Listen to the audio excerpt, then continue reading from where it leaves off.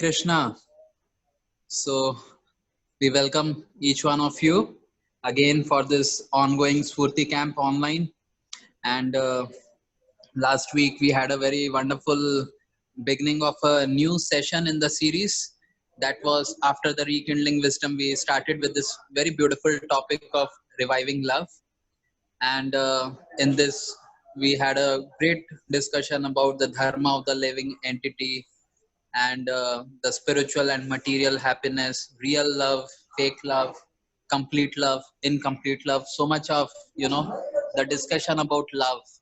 So it's a very important topic, and today also we are going to continue with it. And I would like to welcome Vishal Kaushal sir again, and will like to request sir to begin the session. Thank you so much, sir. Hare Krishna. Thank you very much, Chirag, for handing over. Let me share my screen. Yes. So, Chirag, if you can just once confirm whether everything is fine, everybody is able to see the presentation and everybody is able to see me and hear me as well. Just confirm that once. Hello, Chirag? Yes, sir. We are able to see the screen and also able to hear you. Okay. Okay, fine. Good. So, yes, so we again welcome all the wonderful participants of this online Spurti camp. I hope all of you are doing well at your respective places. Hope all your family members are all happy, healthy, and holy amidst all this lockdown and unlockdown and whatever else which is going on around. I hope all of you are safe and healthy, and hope all of you are also doing something constructive, and not just killing time, but doing something constructive and meaningful, including helping your family members in various activities and including upgrading your career, and things like that. So thank you all very much for joining once again this week. As Chirag mentioned, we are going to continue our session on reviving love, right? So last Friday, we did the part 1 of this session, and today we will continue with the part 2 of this session. So before we continue, let's do a very quick recap of what all we did last time. So first we talked about one observation, right? And it's important for you to understand the flow of this whole thing so that this thing, fits very well inside, our brain and our logic. What exactly are we discussing? Otherwise, what happens is since all of us are Indians, many a times, we take these things for granted, because we have grown up, all throughout our childhood, we have been hearing about people worshipping God in some form or the other. We have been hearing about this word called devotion or bhakti. But please note, devotion is the most misunderstood emotion in India. So it may not exactly be what we think it to be. And secondly, it gives rise to a lot of misconceptions and a lot of people doing a lot of superstition and so-called blind religious beliefs in the name of devotion. So therefore, it is very, very important to understand these things very scientifically and systematically.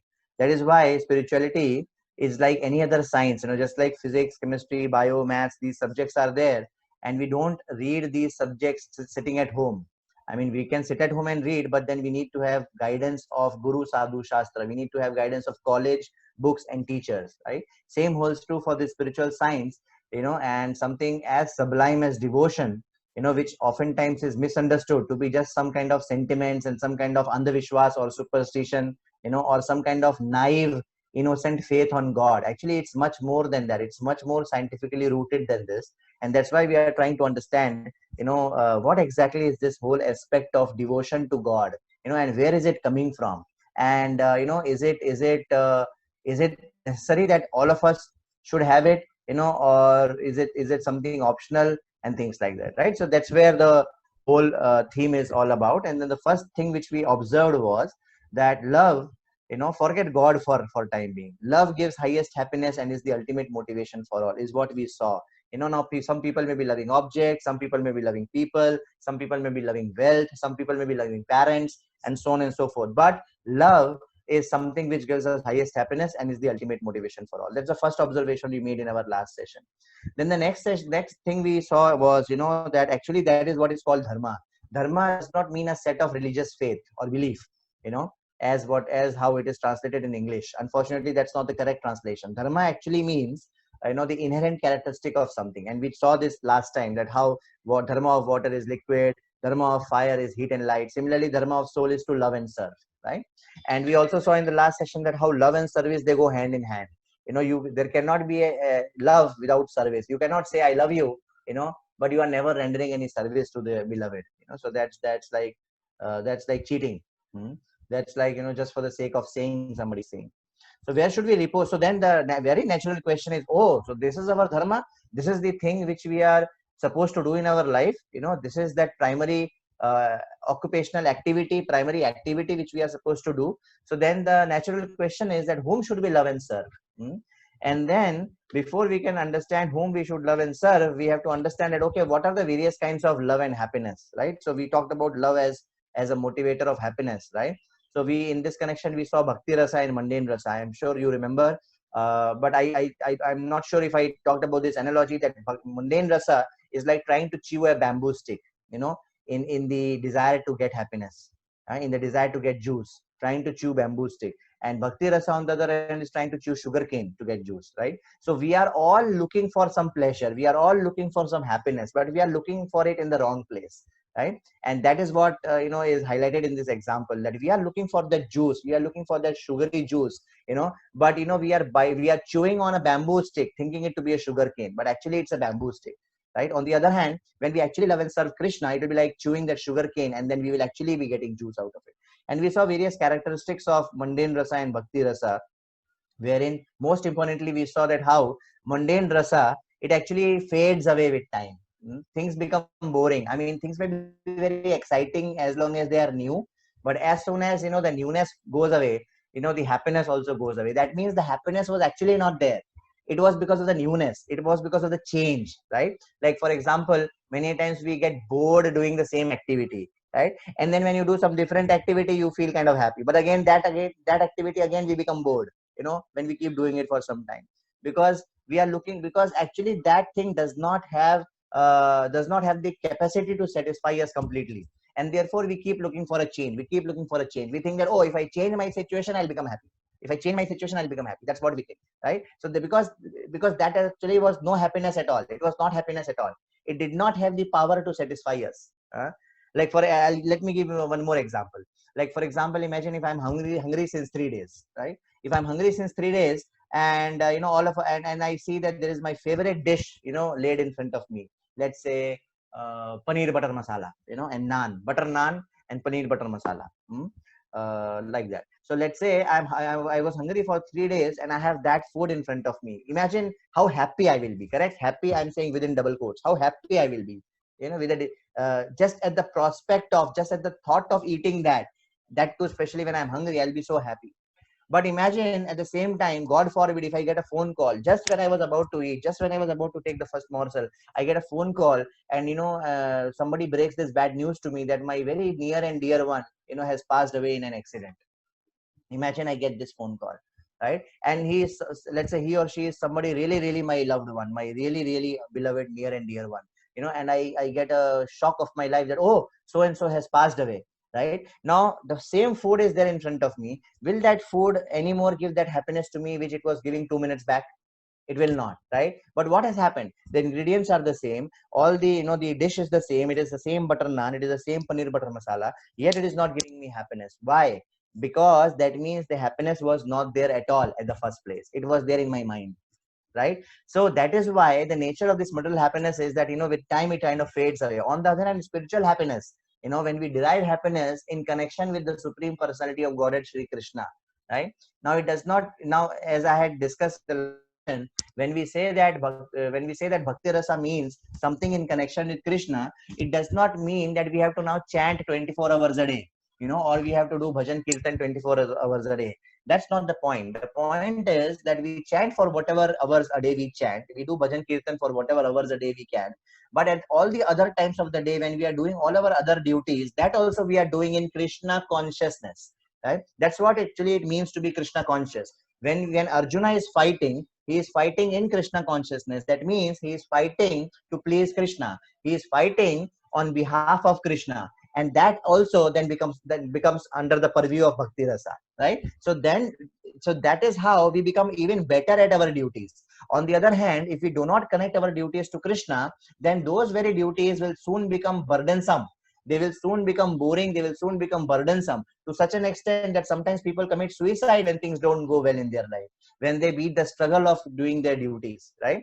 But then spiritual happiness, the nature is, even though we may have struggles in front of us, even though we may have obstacles in front of us, with time, it only makes us more and more happy and satisfied. That's why if you see great souls in the past or great saintly people, they have a special kind of a happiness which is coming from within. They have a special kind of a smile on their face, right? It is because of that happiness which is coming from within. We also saw in the last class that another difference between bhakti rasa and mundane rasa, and of course, as I said, this is like written ulta, is that bhakti rasa looks like poison in the beginning, because we have to follow so many do's and don'ts. Ye karo, ye mat karo, ye karo, ye mat karo. It looks like poison in the beginning, but actually, in the long run, it is like nectar. So it's like temporary inconvenience for permanent convenience. We talked about this road construction last time. And on the other hand, mundane rasa, it may look very attractive in the beginning. It may look like nectar in the beginning, but actually it turns out to be poison in the end. And we saw that how Krishna says that it is temporary. So I hope you remember that shloka, wherein we were talking about yehi samsparsha ja bhoga dukkha yonaya evate adi antvantu konteya nate shuramate buddha. Krishna says that such happiness, material happiness, has a beginning and it is an end. It is temporary. Temporary means it begins and it ends, and therefore it is no happiness at all.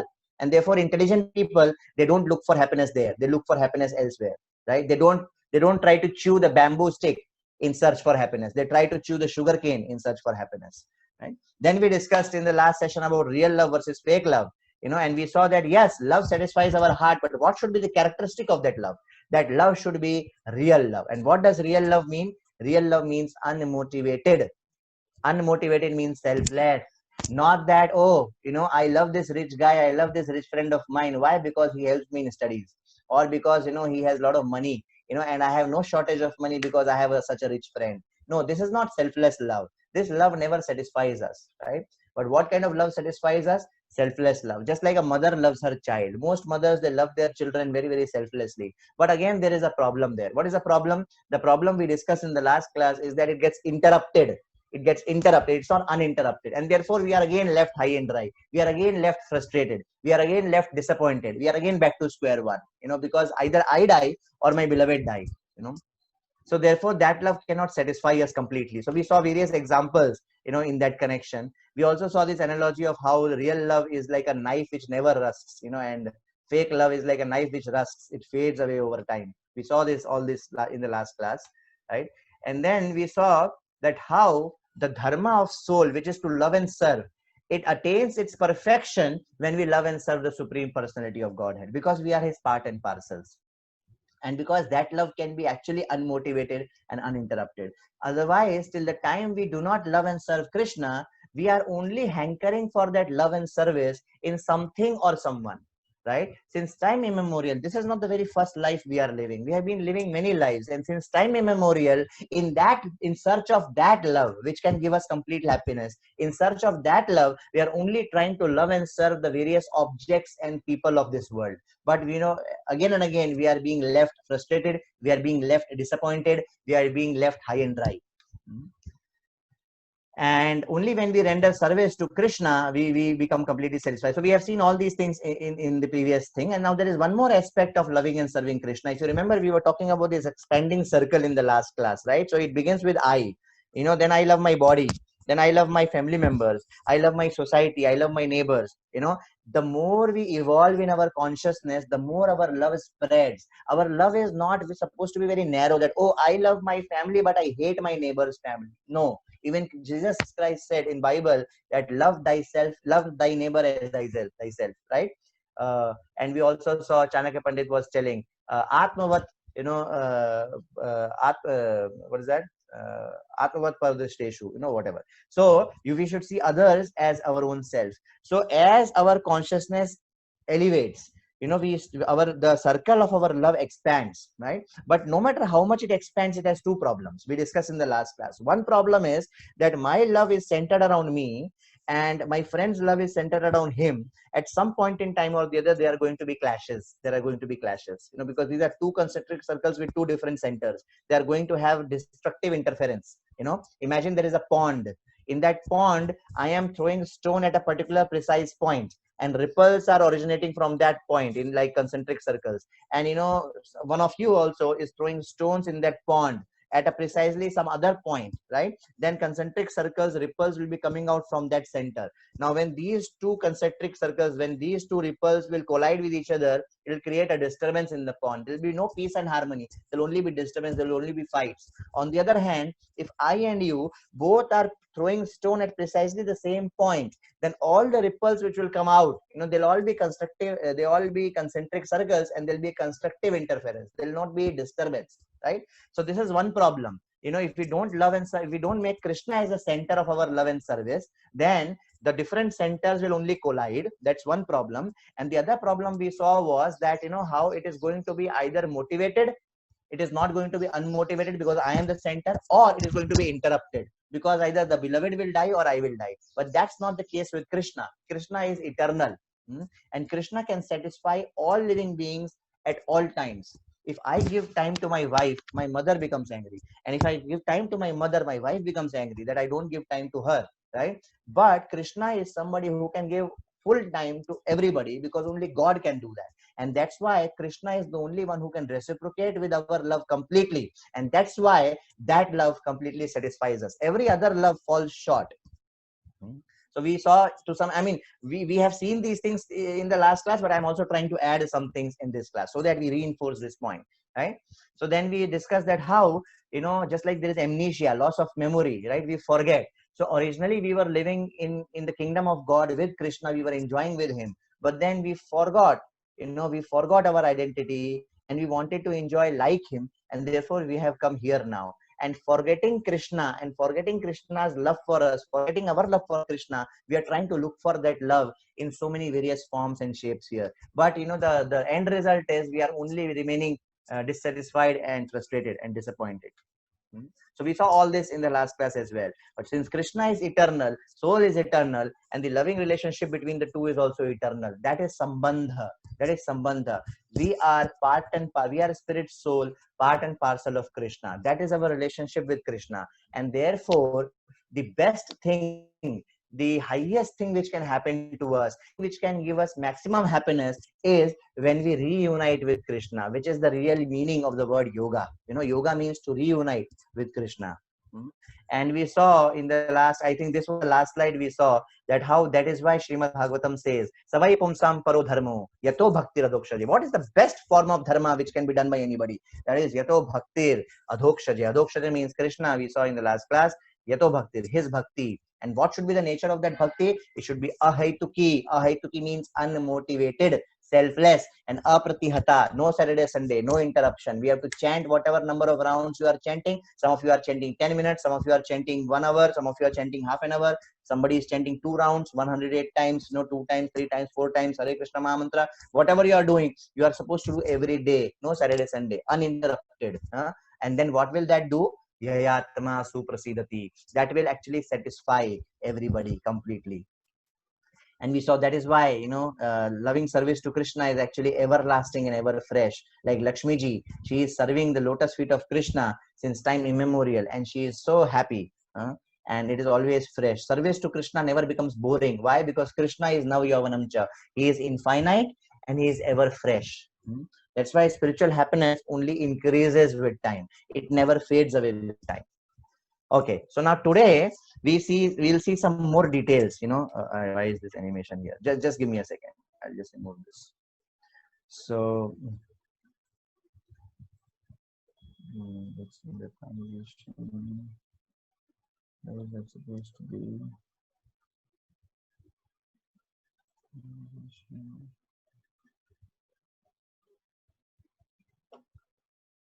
Where is the option for none? Here it is, none. Yeah, sorry. So now in today's session, let's see some more. Let's see some more details about it.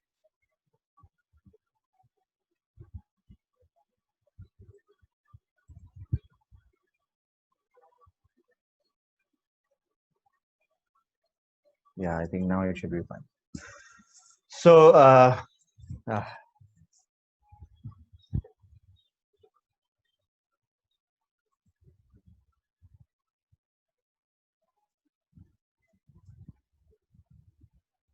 now it will be pakka fine. Okay. So now in today's session, let's see something more hereafter, right? So when we talk about devotion to Krishna, hmm, so we see many people around us, right? We see typically people which fall into these three categories. One kind of people we see who are atheistic. They say that to hell with, God, we have nothing to do with Islam, Hinduism, or Christianity, or whatever. For us, everything is in dustbin. We don't care a damn about any of these things. These are atheistic people, right? Let's forget about them for now. They are actually foolish. They don't understand what they're doing. They have absolutely no intelligence to understand the realities of this world.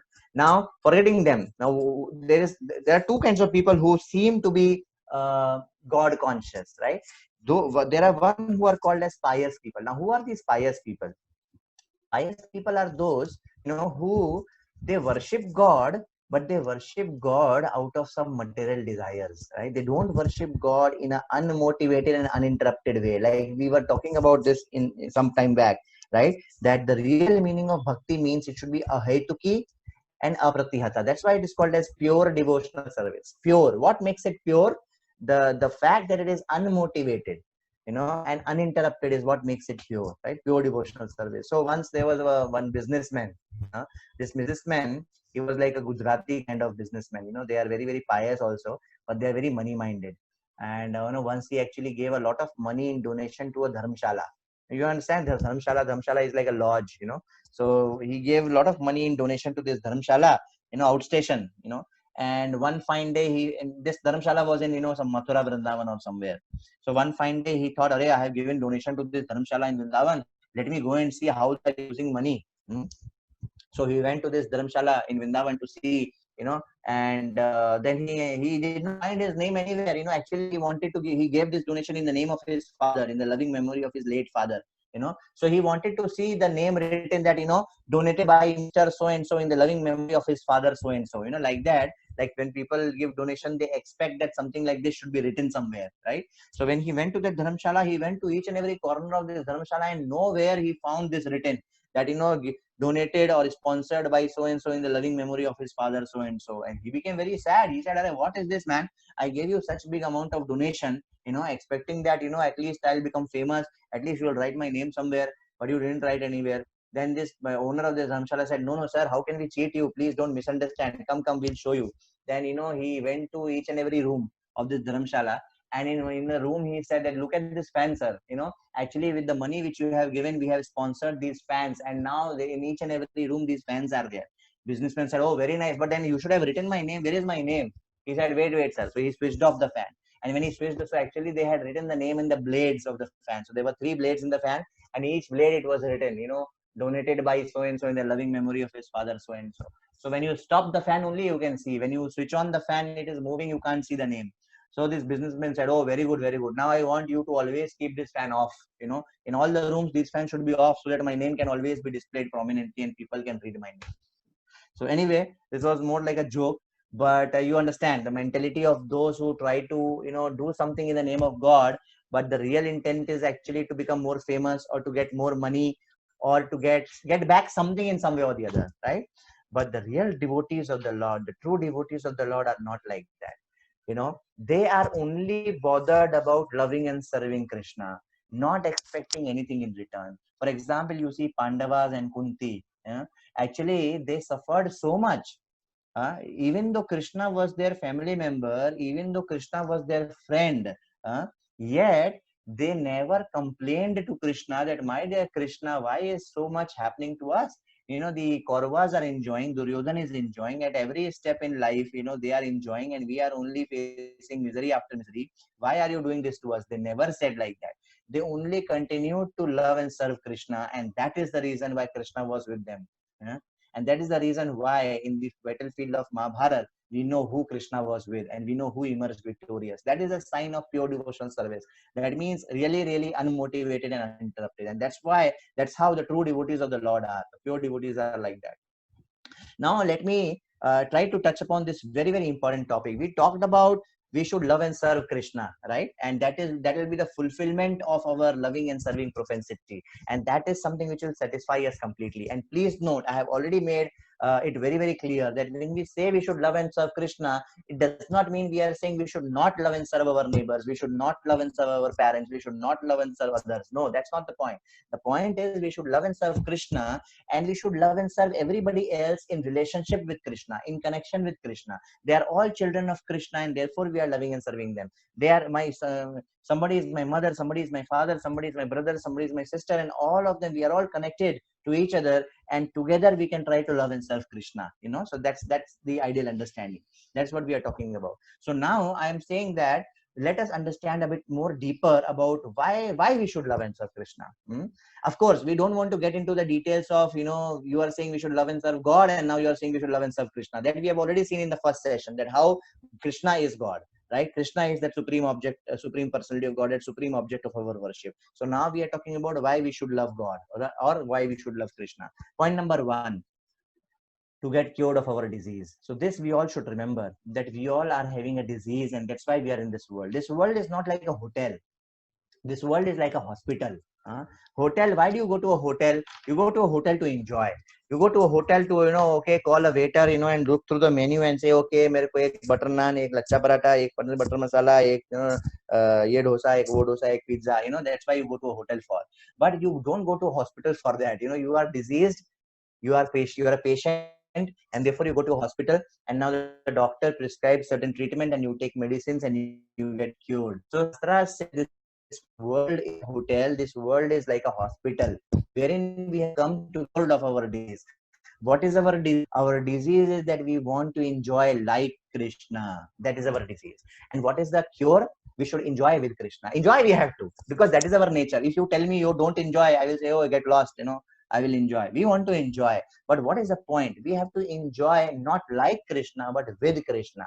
So to get cured of this disease, we have to learn to enjoy with Krishna. And how can we learn to enjoy with Krishna? By loving and serving him more and more and more. Point number one. Point number two. No, I will not love and serve him. Why will I love and serve him? Because we are his part and parcel. That's why we should love and serve him. That is our constitutional position. That is our actual identity. My identity is not that I am Vishal Kaushal. My identity is that I am a spirit, soul, part and parcel of Krishna. Because before my birth, I was not Vishal Kaushal. In fact, forget before birth. When I took birth, I was not Vishal Kaushal. My parents did not think of my name so fast. When I took birth also, even in this body, I was not Vishal Kaushal. After 7 days or 10 days, my parents gave this name Vishal to me. You know, till that time I was not in. So then, but then does it mean I did not exist? I existed, right? So, but what was my name? You know, and similarly, what to speak of this life, previous life? You know, who was I? I was something else. So that's not my real identity. My real identity is that I am servant of Krishna. I am a loving servant of Krishna. Now I wanted to clarify one more thing here. Many times when we hear this word servant, we feel very bad. We feel put off, you know, because we have a very, very very bad understanding of a servant in this world. You know, जैसे हम किसी servant का सोचते हैं, तो we think of some Ramu Kaka with some gamcha here in their shoulders, you know, and who is basically, you know, sweating, you know, since morning to night, and you know, just for some money he is serving some master, and this master also, you know, every now and then उसको गाली देके भगाता है उसको, you know. So we have a very, very bad notion of a servant in this world. You know, when we say that we are servant of Krishna, please don't carry those misconceptions, those notions. You know, when we say we are servant of Krishna, it is actually a very, very, very, very high and very, very glorious thing. It is like saying that we are personal secretary of Modi.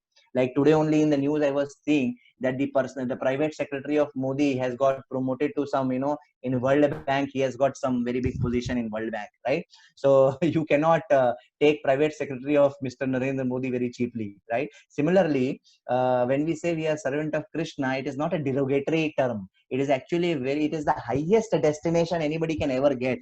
Highest destination anybody can ever get, and that is actually our true destination. That is actually our reality, right? So we are his part and parcel, and therefore when we render service to him, just like, you know, we were talking about the hands of the body and body the other day, right? Just like we were talking about watering the root of the tree. So therefore we should love him. Point number three. Oh, he is like, you know, some egomaniac person sitting on the throne and saying, hey, you guys, you should love me, otherwise, you know, get lost. You know, I am the dictator. It's not like that. he actually does so much for us. Krishna, he does so much for us. Who has given us food, who has given us water, who has given us air, who is taking care of all our necessities. If you look at the way human body functions, you will just want to fall flat in front of Krishna, that how wonderfully he has made this human body to take care of so many things for us. When something falls in our eyes, immediately our eyes close. We have eyelids, we have eyelashes, what not, right? So all these things has been very, very mercifully designed by Krishna to protect us in this world. So on first of all, Krishna did not send us to this world. We have come to this world out of out of our rebellious attitude. We told Krishna, to hell with you, I want to go. Krishna said, "Arey guy, you're a poor fellow, don't go, you will not be happy, let us all play together here." We said, no, get lost, to hell with you, I want to enjoy like you, I want to go. Krishna said, okay, if you are so hell-bent, if you are so adamant on going, okay, go there. But then Krishna also came with us. Krishna is there with us as Paramatma in our body. So Antaryami, Paramatma. So imagine how much he does for us. And Krishna only teaches a child how to walk. If you take a small lizard taking birth, as soon as she takes birth, she knows how to eat an insect. Who is doing this? Paramatma from within our heart. He is inspiring us to do these things, right? So though we are completely against him, though we are saying that we have nothing to give or take with him, though we are completely averse from him, yet he is not leaving us. He is always there to help us. He is always there to inspire us. He is always there to protect us. He is always there to give shelter to us. And he is so merciful. Just to give you an example, in Krishna Leela, after Krishna appeared, the very first demon which Krishna killed was a demoness called Putana. I'm sure some of you are already aware of Putana demon. She was like 12 miles long, and very, very ferocious. So when Krishna killed Putana, so Putana actually came to feed breast milk to Krishna. And when Krishna saw this, Krishna actually sucked the breast milk, but he also sucked the life air of Putana. And he killed Putana. And you know what he did with Putana? He delivered Putana from the cycle of birth and death, and he gave Putana liberation. And not only he gave Putana liberation, he gave Putana the post of his mother in spiritual world. And in Srimad Bhagavatam, this slok comes to actually especially glorify Lord Krishna for being so merciful. Such is the glory of his mercy that somebody who is coming to kill him, he is actually promoting him to the level of his mother in spiritual world. Why? Because Krishna saw one good thing in Putana. What good thing he saw in Putana? That, oh, she is coming to feed me milk. So she is like my mother. That's what Krishna saw. Just see how wonderful, how sweet personality Krishna is. He is always eager to see some good in us. He is eager to see some good in us. And taking that as an excuse, he wants to promote us. Taking that as an excuse, he wants to take us, back, so that we all can be happy. Because a mother is never happy seeing the child suffering. Mother does not want the child to obey her because she is like a dictator. Mother wants the child to obey her because mother is concerned about the child. Mother cares for the child. Similarly, Krishna is like that. The fourth reason why we should love Krishna is he is all attractive. आप love नहीं करेंगे तो आप जाएंगे कहाँ? He is the most attractive. He is more attractive than this glass. He is more attractive than lotus flower. He is more attractive than whatever else you can ever imagine or think of. That's why he is called Krishna. God is all attractive, and we have already seen in the very first session that Bhogeshwarya, no, not Bhogeshwarya. What is that? Aishwarya Samagrasya Virasya Sahasriya. That definition of Bhagwan, that those one who has 6 qualities all in full for all time, is called Bhagwan, and he's so attractive. So therefore, it's very, very natural. So when the moment you hear about somebody very, very great in this world, please note, when you hear about somebody great, not naturally you develop an attraction to him, right? Like many of us may have some attraction for Sundar Pichai. Many of us may have attraction for somebody who is very powerful. Many of us may have attraction for somebody who is very rich. Many of us may have attraction for somebody who is very, very knowledgeable, some Nobel Prize winner or Turing Award winner or whatever, right? Now imagine the moment we come to know of Krishna, who is like the superhero of all superheroes, who is like the Superman of all Superman, who is like the king of all kings, who is like the richest of all rich and whatnot. Can we even imagine how attractive he would be? So that naturally attracts our heart. The more we hear about him, the more we are attracted by him, and the more we develop a desire to love and serve him. The fifth reason is he's the sweetest person. Not that he takes our love, and he does not regard it. He does not respect it. No. Anybody else in the whole world can mistreat your love. Krishna will never mistreat your love. Our hearts, please note this point very, very carefully, my dear friends. Our heart is made of glass. Our heart is made of glass. If you give your heart to anybody in this world, no matter who they are, knowingly or unknowingly, they will end up breaking it because our heart is made of glass. They will not be able to handle it with care. Imagine, I mean, remember in airport and all, when you check in your baggage, sometimes you are carrying very delicate things and you ask this this operator to put a sticker, fragile, or handle it with care, right? So our heart is fragile. It is made of glass. If little bit of mishandling and it can break. And even the best of our, most closest family members, whoever they may be, today or tomorrow, knowingly or unknowingly, they'll end up breaking our heart, because they are also ultimately mortal beings with their own limitations. But Krishna, he is God. If we give our heart to Krishna, he is the only one who can handle it with so much care that it will never get broken. And he knows how to really, really keep your heart well. He's the sweetest person. Just to give you an example, I think I discussed this in the last class as well. That when Lord Ram, when he was winding up his pastimes and when he was returning back to Ayodhya in the spiritual world, Lakshman asked, why are you so sad? And Ram said that Sugriv gave me his army and I made him king. Vibhishan gave me his advice and I made him king. Jatayu gave me his life, but I could not make him anything. Lord Ram, because he's a person. Krishna is a person, and he feels for us just like we will be feeling for our mother, father, our some friend or somebody. In fact, our feelings are nothing in front of what Krishna feels for us. He is the sweetest person. Just imagine how he agreed to become a chariot driver of Arjun. That's why he is called Bhaktavatsal. Bhaktavatsal means he loves his devotees like anything. And not only devotees, actually he loves everybody. That's why he is maintaining everybody. The very fact people are breathing, I can challenge that you are not breathing by your own will right now. You are not saying, okay, my dear so-and-so, breathe in, breathe out, breathe in, breathe out. And you get busy in something and you forget, oh, sorry, I forgot to only breathe. And then you died. No, it doesn't happen like that. It's automatically going on, but nothing is automatic. Try to create one automatic invention for me, and then we'll realize how automatic is not by chance. Automatic is by design. So there is a designer who has made these things automatic, and that's Krishna. So he's the sweetest person, already doing so much for us. And as I have written here in the 6th point, he loves us the most. Aisa nahi hai. So there was once a boy, and he wanted to marry Bill Gates' daughter, and he told that, actually my marriage with Bill Gates' daughter is 50% fixed. And somebody said, oh, this is great news. How is it so? He said, no, because it is fixed from my side, from her side it is yet to be fixed, like that. So that's like 50% marriage fixed, so it's not like this is not how love with Krishna is, that we give our 100% and he is giving 0%.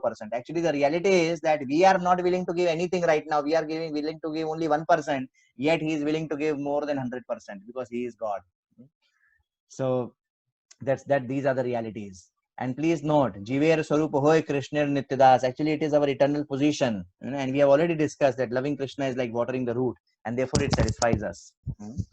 And now we just come towards the last part of this presentation. Very quickly, we will discuss that how, when we say that, okay, we should love God. Okay, sir, enough. Both samajh gaya. Please relax. Yes, we should love and serve Krishna. But when we say love, when we say we should love Krishna, what does it really mean? Is it just a feeling?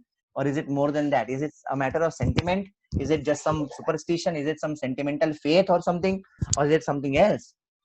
So we have discussed this earlier, that actually love means to serve.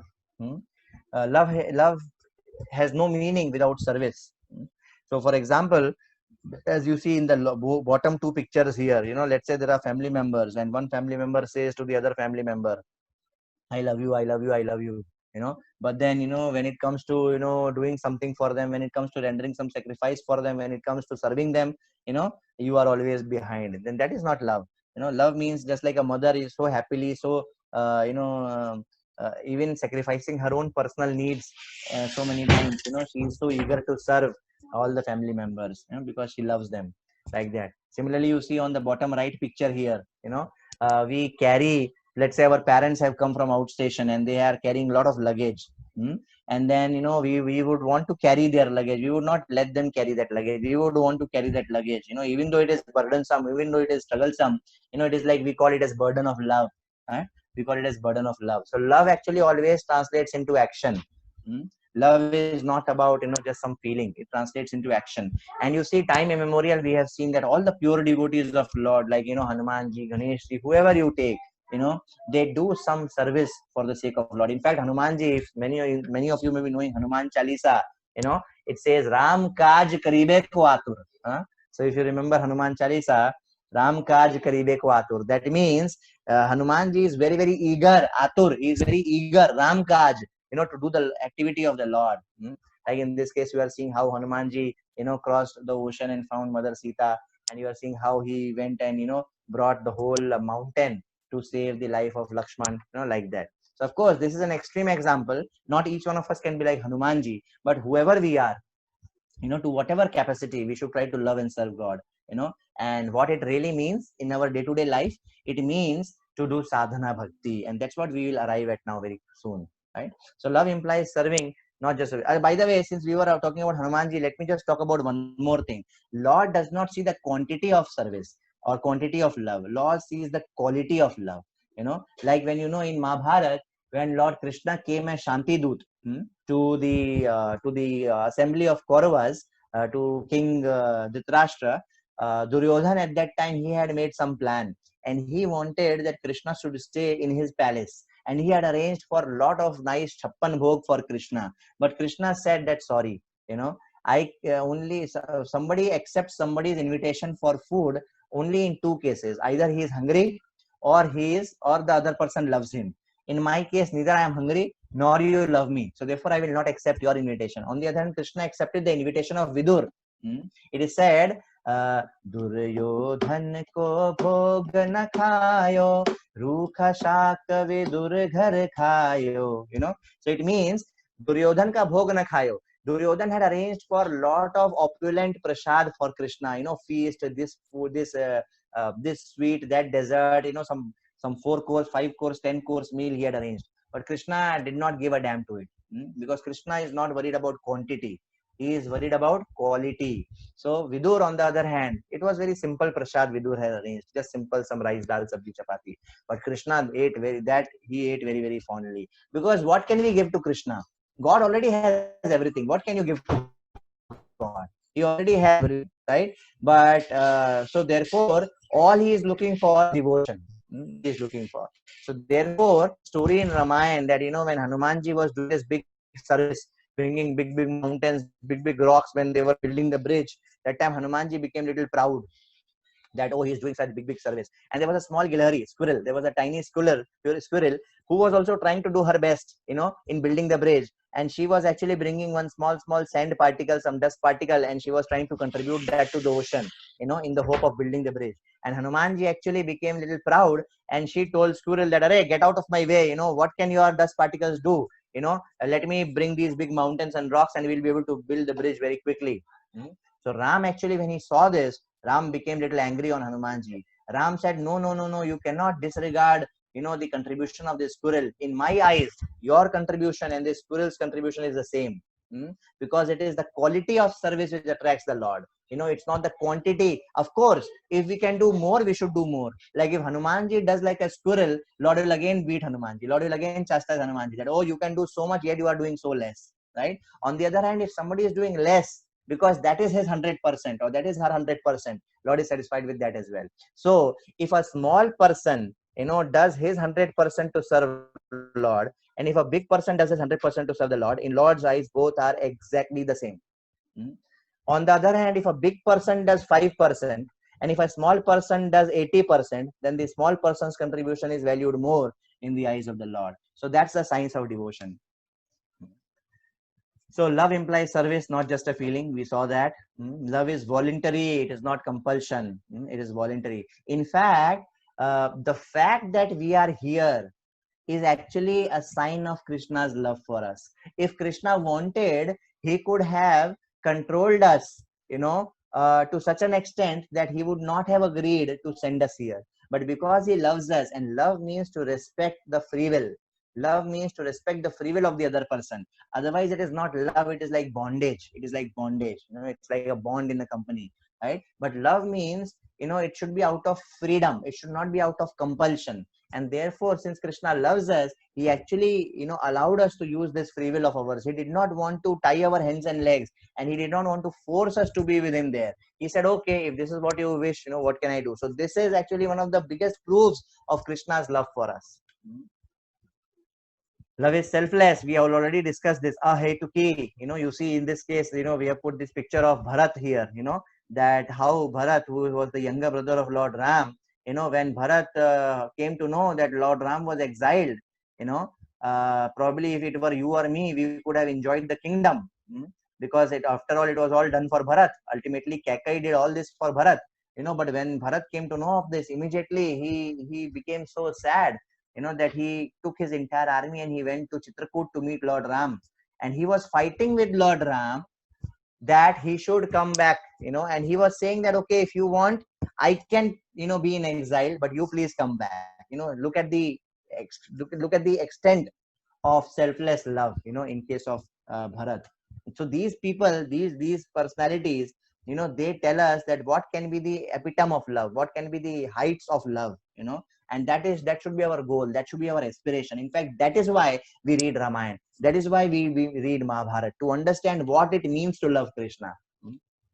So now one may ask that, oh, if you are talking so much about love, you are talking so much about that we are part and parcel of Krishna, then why we don't feel so much love for Krishna, just like Bharat is feeling, just like Hanumanji is feeling, why we don't feel so much love? The answer is because our love is currently covered, just like, Shastras say that, mirror, when the mirror is covered with dust, are we able to see our face in it properly? When the mirror is covered with dust, we are not. We need to take a cloth and we need to wipe it, right? Similarly, if the fire is covered with the smoke, we are not able to see it properly. You see the fire through the smoke, right? And one more example Shastras give of the embryo, the womb covering the embryo, right? So Shastras say that just like there are these different degrees of coverings, like fire covered with smoke is like the thinnest covering, very, very thin. Matlab, thoda aisa kiya to clear ho jayega ekdam. It will be crystal clear. Then the greater degree of covering is dust covering the mirror. Okay, it is more than fire, smoke covering the fire, but it is less than the womb covering the embryo, right? So you take a cloth and you wipe it off, you will be able to see your face very clearly. And even a bigger degree of covering is the womb covering the embryo. That is a very, very thick covering, right? So Shastras say that each one of us, our love for Krishna is covered to various degrees. And why it is covered? It is covered because since time immemorial, we have been associating with matter. Because we have been associating with matter, because we have been wrongly identifying ourselves with this body, our love for Krishna has got covered, right?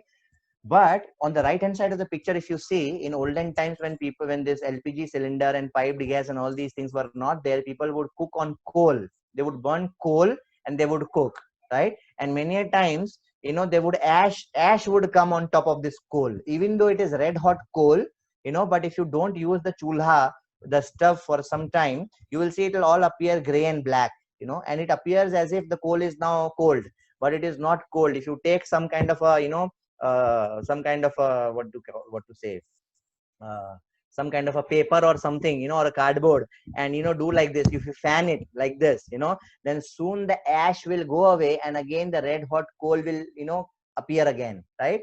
So it was already there, the red hotness was already there, and by fanning it came out. Similarly, the pure love for Krishna is already in our heart, and when we fan it, right, the fanning process is the purification, the cleaning process, just like wiping off the mirror with a cloth, right? When we fan it, then our dormant love for Krishna, dormant means sleeping, covered, right?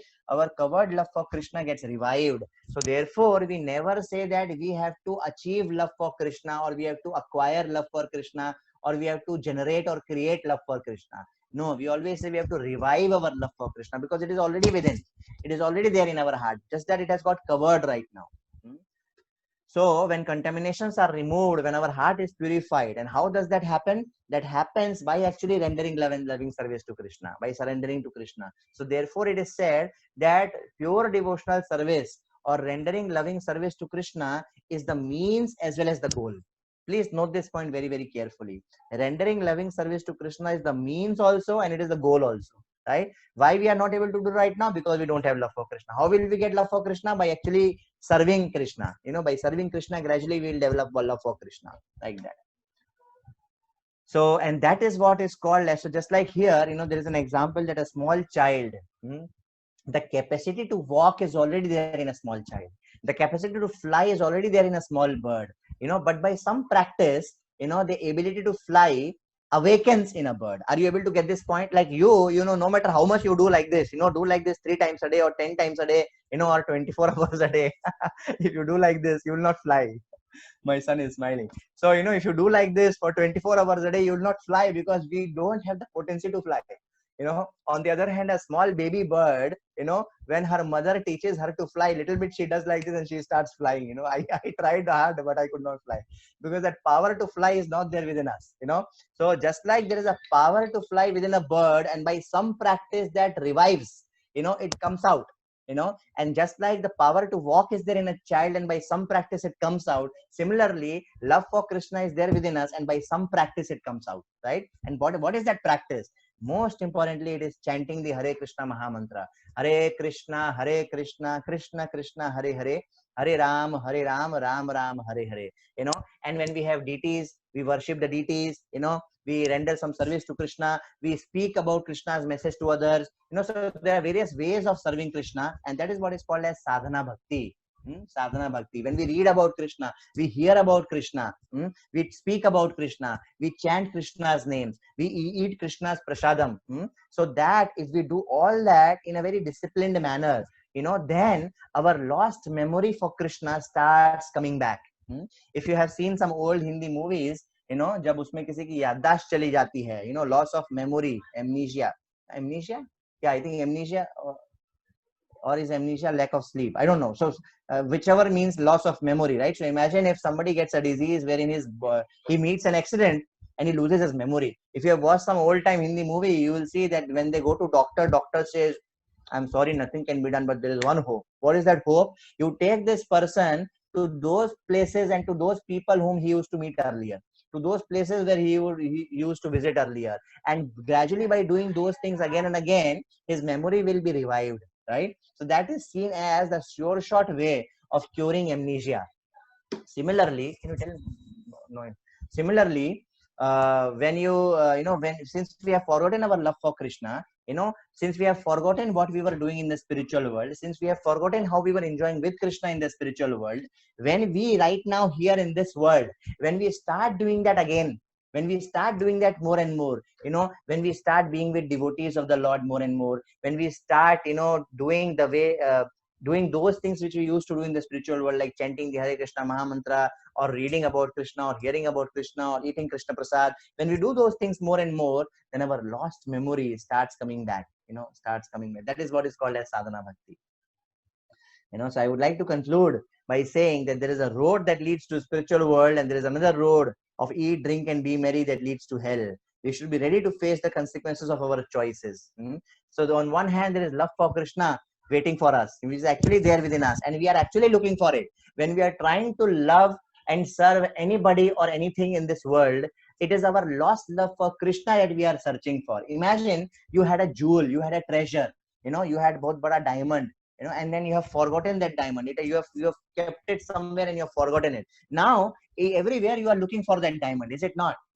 Similarly, it is said in Srimad Bhagavatam, when Parikshit Maharaj, who was the son of Abhimanyu. So Arjun's son was Abhimanyu, Abhimanyu's son was Parikshit. When Parikshit Maharaj was taking birth, in the womb of Uttara, at that time Ashwathama had released a Brahmastra to kill Parikshit. Right? And at that time, Uttara went to Lord Krishna to take shelter of Krishna. My dear Krishna, please protect. Uttara did not go to any of her father-in-laws. She did not go to Arjun. She did not go to Yudhishthira. She did not go to Bhim, because she knew that only Krishna can protect, and Krishna will protect. That is the meaning of surrender. To understand that Krishna is the only one who can protect, and Krishna will protect. So Uttara went to Krishna saying, Krishna, please protect. My son is in danger. And at that time, because Krishna loves his devotees so much, at that time, Krishna, he went inside the womb of Uttara and he protected Parikshit. Even though Parikshit was burned to pieces by that Brahmastra, still Krishna brought him back to life. And Parikshit actually could take Krishna's darshan at that time. Parikshit could actually see Krishna at that time. And when Parikshit took birth, he kept checking everywhere. Who is that person whom I saw? Who is that person whom I saw? Who is that person whom I saw? And that's why he got this name Parikshit. He got this name Parikshit because he would do परीक्षा of everybody. आप वही है क्या जो मुझे मिले थे? आप वही है क्या जो मुझे मिले थे? अरे मुझे कौन वो मिला था? मेरे मेरी माँ के गर्भ में मुझे मिला था. Who was that person whom I saw when I was in the womb of my mother? So he was examining everybody in the search for Krishna. That's why his name was Parikshit. Similarly, in this world, since we have forgotten Krishna, we have forgotten our love for Krishna, but our hankering for that love is there. We are, it is our birthright. Just like, Bal Gangadhar Tilak said, Swaraj hamara janm siddh adhikar hai. Similarly, happiness or enjoyment is our birthright, but we are trying to find that in so many places, not realizing that when we actually try to find it in Krishna, then we will actually become ultimately happy. We are actually looking for that, but we are not knowing what we are looking for and where we are supposed to look for. That is the essence of Bhagavad Gita. So with this, I would like to end. It's already 4:30 today now. So it's my humble request to each one of you that please understand this Bhagavad Gita's message of love. It is said that these scriptures are like love letter of Krishna to us. They are like love letter. We have forgotten him, but Krishna is telling, Are, we love each other so much. You have forgotten me. I have not forgotten you. And having forgotten me, you are going through so much misery, so much sufferings. Please start loving me again, and let's be together, and we'll all enjoy together again. And the easiest and the best way to do that in this time and age is to chant Hare Krishna, Krishna Krishna, Hare Hare, Hare Ram, Ram Ram, Hare Hare. Thank you very much. Let me very quickly recap, whatever we did. So I will not recap the part 1 because that's what we did anyway in the beginning of this session, but I will recap from part 2 where we began today, right? So we first saw that how when we talk of worshipping God, there can be even some pious people who worship God, but they worship God out of some, selfish desires. We are not talking about that kind of worship. That will not completely satisfy us. Though that is nice, that is better than being an atheist, but that thing which really satisfies us is to render unmotivated, uninterrupted service to Krishna. Then we saw some nice points about why we should love God, why we should serve Krishna. It's not just a matter of because Bhagavad Gita is telling, or because he is ultimately powerful. Jiski lathi uski bhais, might is, whatever. Might is right, whatever. It's not. That's not the point. The point is, Arey, yaar, come on, he's such a nice man. Not only he is all attractive, not only we are his part and parcel, and that is our main connection with him, that is our constitutional position. If I'm a watch, if I behave like a watch, I'll be happy. If I'm a mouse, if I behave like a mouse, I'll be happy. If I'm servant of Krishna, if I behave like a servant of Krishna, I'll be happy. You get the point? It is like our constitutional position, right? And then we saw so many other things, and he's the sweetest. He has so many feelings for us. He has such emotions for us, and he is the one who is capable of reciprocating with our love completely, like nobody else. So we saw so many reasons, right? And we saw that how is this love just a feeling? No, it is an act of service. It should show in act of service. In fact, Krishna says, don't tell me, show me, he says. And when we are trying to chant Hare Krishna, it is an expression of our desire to Krishna, that my dear Krishna, since so many lives, I have been only being tossed in the waves of cycle of birth and death. If you remember last time we said, Shankaracharya says, Punarapi janani, Punarapi jananam, Punarapi maranam, Punarapi janani jatare shayanam, iha sansare bahu dushtare, kripya pari pahe murare. So when we chant Hare Krishna, we chant with this feeling of prayer. We chant with this feeling of prayer that, my dear Krishna, I really, really want to love and serve you. Please help me engage in your service. That is what is the meaning of Hare Krishna Mahamantra, right? So when we do that, then Lord gives us his mercy more and more. He gives us his mercy more and more because he will not force us. He is waiting for us to take the first step. He is waiting for us to say that, my dear Lord, I'm sorry, I understood my mistake. Now I want to love and serve you. Please help me. And now if we take one step, he will take 10 steps. That is the whole science of Krishna consciousness. That is the whole science of devotion. Now one may say, why, like, once there were some relatives of mine, I told them, भैया थोड़ा मंदिर आ जाए करिए, अच्छा रहेगा, देखिए कितना अच्छा मंदिर है, बढ़िया है, आइए, तो बोलते हैं जब ऊपर वाला बुलाएगा तब आएंगे, तो the problem is, ऊपर वाला जब बुलाएगा तो कुछ ज्यादा ही देर हो जाएगी, that is a different thing altogether. And many times we give this an excuse that, अरे, my Lord will call me. अरे, he is calling. How else will he call? He is calling through Bhagavad Gita. He is calling through. How else will he call? And please note, he will never force. He will only inspire. Ultimately, we have to take the decision that, my dear Lord, please engage me in your service. Hare Krishna, Krishna Krishna, Hare Hare, Hare Ram, Ram Ram, Hare Hare. Like that. And then we saw finally that how, you know, it is why, if this is so, that why we are not feeling love for Krishna right now. We saw that because we are contaminated, because we have acquired a lot of dust over so many lives. Dust of what? Dust of lust, greed, envy, anger, pride, illusion. ये सब dust हमारे ऊपर जम गया है. जैसे mirror के ऊपर dust जम जाता है तो हमारा चेहरा नहीं दिखता है. Like that, you know. And just like the coal, when you fan the coal, you know, the red hotness again starts coming out. Similarly, when you clean the contamination, when you fan, you know, by the process of chanting Hare Krishna. Chanting Hare Krishna is like fanning, you know, that red hot love for Krishna, you know, starts coming out from within. You don't get it from outside. It is already there within our heart. And that's why if you see, great souls always say that happiness is already there within us. You know, we have to find happiness inside, right? And we see that. And then we see that, okay, how can we do that? Just like the ability to walk is there in a child, but by some practice he can learn to walk. Just like the ability to fly is there in the world, and by some in the bird, and by some practice he can learn to fly. Similarly, our love for Krishna is already within us, and by some regulated practice of loving and serving Krishna, our natural love will will get reawakened, and that is called as sadhana bhakti. Meeting with devotees, again reading about Krishna, hearing about Krishna, chanting the Hare Krishna Mahamantra, honoring Krishna Prasad, like that. And finally, we ended with this call for action, that each one of us are supposed to take this step to Krishna, and then Krishna will understand that, oh, okay, so you are serious about me. Okay, fine, fine. Because he does not want to force us. Thank you very much. Hare Krishna.